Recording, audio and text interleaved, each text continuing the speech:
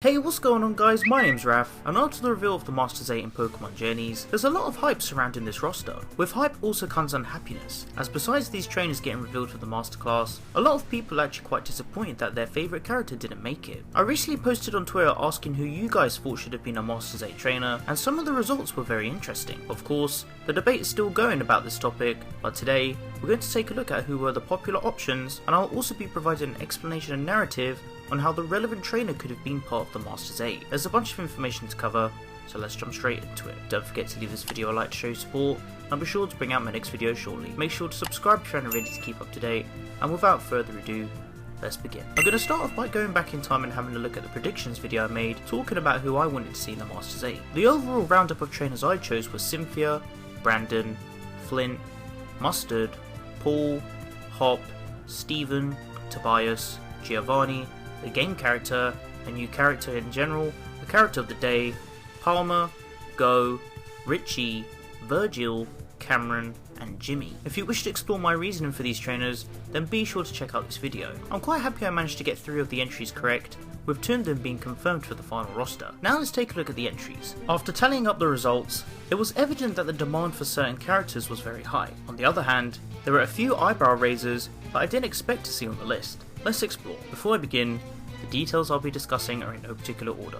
This is just pure speculation. Let's start off with the entries that got a single vote. First, we have Tyson. A reasonable choice, especially seeing how many thought he was teased as a hyperclass opponent, but it turned out that his potential character design was just used as a silhouette placeholder. Trace from the Let's Go games is next. It was a decent choice to introduce another game character. I'm next, and to be precise, I actually am in the Masters 8, but that's a video for another day. Shiny Hunter Shane Seeker is next, and to be honest, I don't see him being part of it. I see him being more of a superclass trainer, and it would have been cool to see him battle Ash with his shiny Pokemon collection. Peony would have been a nice way to relate to the context of the Crown Tundra, but as for a Masters 8 trainer, I don't see it. Samurai the Metapod trainer is next, and I have to say, this was a nice meet. A new character of the day was another option, because new exclusive characters to the anime have made their marks in popular competitions before, so it's not a bad take. Nando isn't a bad choice, and neither is Morrison. I feel like they would have been more suitable in the hyperclass though. Galar gym leaders Gordon and Melanie are both great choices. The Galar gym leaders are considered to be as strong as Elite 4 members, and seeing as Raihan was a previous contender for the Masters 8,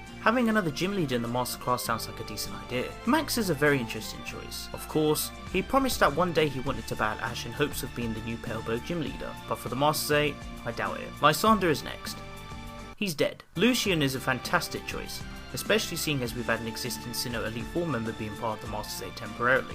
Poor Flynn. Kiawe is another good choice. I feel like him being in the Masters 8 would have settled the score nicely for him and Ash to have the longer way of battle. John Dixon is next, and well, what can I say? Ingo and Emmett are both nice choices, and Hilda could have been a potential hyperclass opponent. We then have Hunter J. She's dead. Guzma and Gladion are trainers I don't see being part of the Masters 8. Ash settled his times with them in the Alola League, and their goals now seem to be focused elsewhere. But that's not to say that they couldn't come back to battle again. Another Galar trainer returning would have been cool. I'm actually going to hold this place for Bede, for example, especially seeing how he has some relation to Chairman Rose in the games. Sharon is a trainer I would see more as a superclass trainer, but Casey is a great choice for maybe a hyperclass opponent. Bee was already a hyperclass opponent of Ash's, but due to the rivalry, her making it into the Masters 8 would have been a decent call. Barry is another nice pick, especially how in Diamond and Pearl he said he wanted to train further, and then hopefully battle Ash again one day. Then we have AJ, who I've been so keen to see return. He was a proper powerhouse during his debut in the original series, and he would have been such a great character to bring back for old time's sake. Agatha is a nice choice to represent another member of the Kanto Elite 4, and she could have been the one trainer to introduce Gigantamax Gengar, should Ash not have caught his. Now let's take a look at entries that received 2 votes. Virgil would have been a top pick, especially to show off how he was the Unova Conference winner. I feel like a Scarlet and Violet trailer would have been good, but not essential. New characters tend to show exclusivity mainly to the anime, but Journeys has proven itself to show a different formula to its usual, so it's not a bad idea. Sabrina again is in the same boat as Tyson, as her silhouette was used as a placeholder for the hyperclass. I would have preferred to have seen her in this ranking too, alongside show off the potential Gengar mirror match. That would have been very enticing. Raihan was already part of the Masters 8 prior to getting kicked out, but I can understand the enthusiasm on this one. Gloria is a great choice to introduce the female player character from the Sword and Shield games. She could have also acted as a potential rival for Ash. Gary Oak would have been a nice one as well. If Gary wasn't in the concept of Project Mew, then him being in the Masters 8 could have given us a big nostalgia trip down memory lane. His continuous motivation and friendship with Ash would have been excelled even further, but I'm glad he's back in the series as a recurring character. Orange Island champ Drake is a fantastic choice. I would have loved to see his broken Dragonite again, and he was classed as Ash's biggest threat during the OS era, Cameron. As long as he has 6 Pokemon, then fine, I'll allow it. Give Ash some sort of revenge, and then I'll be content. Moving on to the entries with 3 votes, we actually have 3 entries as well. How convenient. Wallace is first. I get it, not a bad take, and seeing as he mentioned that he held his ground against Steven, he could have been a nice alternative as the champion of Hoenn. Giovanni was one of my original wishes, and to this day, I still stand by it. I've been so keen to see Ash battle Giovanni in a proper battle. We were robbed, no pun intended. Finally, we have Older. With Iris being the champion of Unova, Older's status is unknown, but if he did come back as the champion instead of Iris, then I would have explained things. Entries with 4 votes are next, and we start with Misty. I actually see her being part of the Masters 8. Aspiring to be a water type expert, maybe she would have given Ash a much more elite battle compared to their gym battle, alongside the returning battle that they had in Kanto during the Sun and Moon series. Seeing as Brock has returned for the Arceus special, maybe Misty could have returned to challenge Ash. Trip isn't a bad shout either. Originally classed as the Paul clone, Trip was a trainer that had Ash running on wheels since day 1. Even though Ash got his revenge in the end, I wouldn't mind seeing those two battle again, especially seeing as Trip decided to develop and prosper further with his journey. Hop then concludes his entry. Another initial wish of mine, and it's a shame that it's too late for him to join.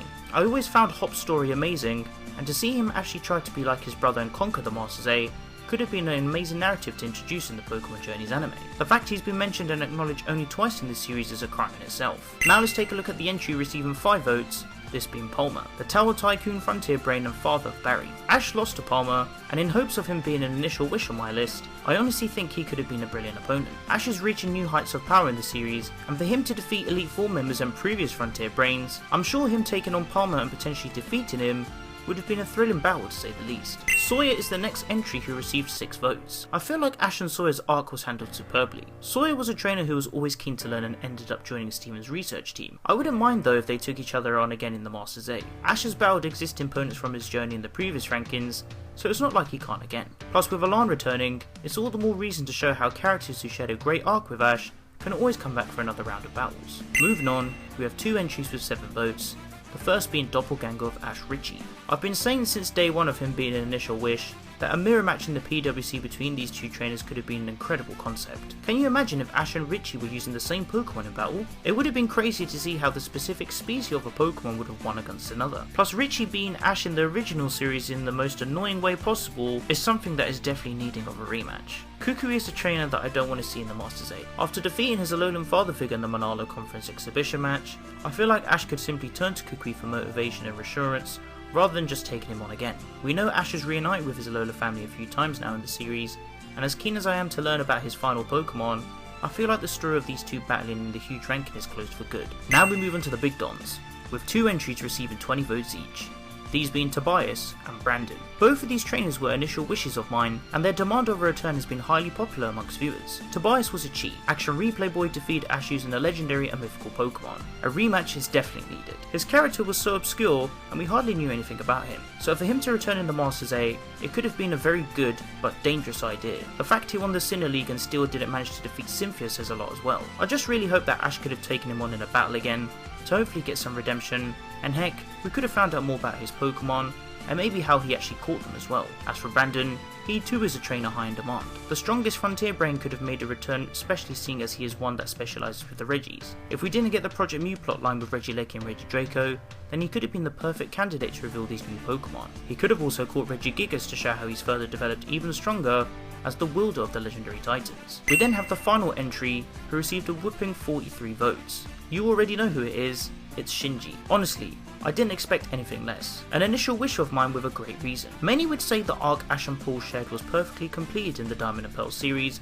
and I honestly agree. But the one line from Cynthia talking about how they would meet again in the Champion League gave us a huge indication of reunion, especially between these two trainers. The Masters 8 is made up of champions besides Alan. My headcanon is that Paul defeated Brandon, and then became a new Frontier Brain, allowing him to get to the high status, causing him to then enter the World Championships in order to take on Ash again. Even though they both ended their rivalry and became friends in the end, this would have been such a compelling battle to see, and with Paul now confirmed to be returning in the series, he could have been a likely option, except we actually found out that he wasn't actually part of the Masters 8. From what we know, he seems like he's most likely going to be coming back to help Ash train for the Masters 8, and my headcanon is that Paul tried to qualify for the Masters 8, but lost to Cynthia, hence why he has his own Garchomp and is now trying to teach Ash how to overcome Cynthia's Garchomp in combat in preparation for their inevitable Masters 8 battle. It would have been really cool to see another battle between Ash and Paul, especially in the biggest competition yet, but at the same time, I can understand why this idea was not fulfilled. Taking all these options into consideration, here is the Masters 8 roster I made up from the results. Now there's no to say what the Masters 8 roster could have looked like for the previous seasons. With the way events could have differed depending on timeline narratives, some would even consider this to be a potential original roster. But heck, that's just for our wild imaginations. It's actually really interesting comparing these options compared to the current, and it makes you wonder how the matchups could have been should this roster have become canon. But why not let me know what you guys think in the comment section down below. If you guys would like to interact with me, then be sure to follow me on Twitter and join the Team PokeRef Discord server to discuss all things Pokemon. You can find the rest of my social networks on screen and in the description below. If you enjoyed the video, then be sure to leave a like, as your support is greatly appreciated. Don't forget to share the video with your friends. Finally, make sure to subscribe to keep up to date with my videos and click on the little bell to enable notifications so you guys get notified when I upload a new video. I hope you guys enjoyed this video and be sure to stick around for more Pokemon content. Thank you so much for watching and I'll catch you guys in the next one. Peace.